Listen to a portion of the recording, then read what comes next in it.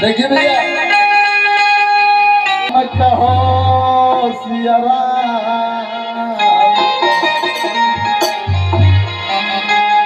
राम कहो सिया राम कहो, आइल आफत भी कर दे और बीच सभा में वाहन पटरी जमराजा भी डरे।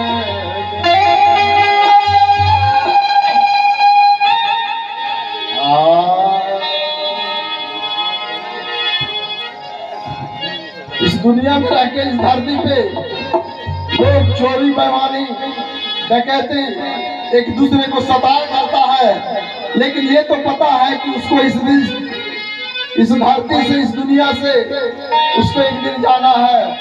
एक गीत है भैया, थोड़ा गौर करेंगे।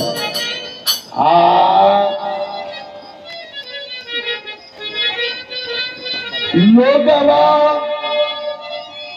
काहे खातिर डाकू, अरे बेईमान बनल बा।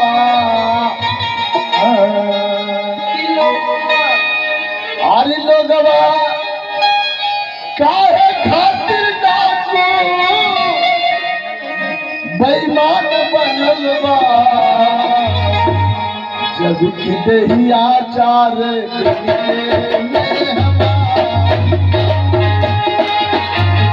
दहिया चार दिन के मेहमान बनवा लगवा।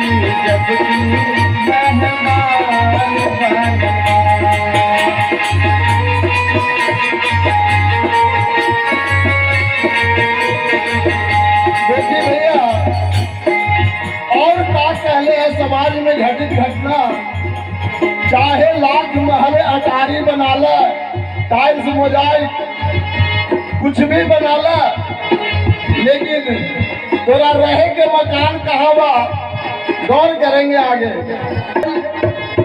चाहे सुंदर महल अटारी नारी प्यारी प्यारी, चाहे सुंदर महल अटारी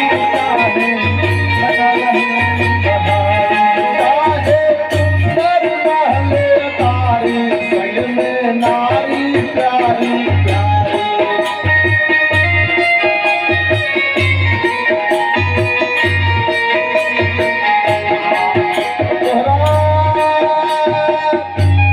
तोहरा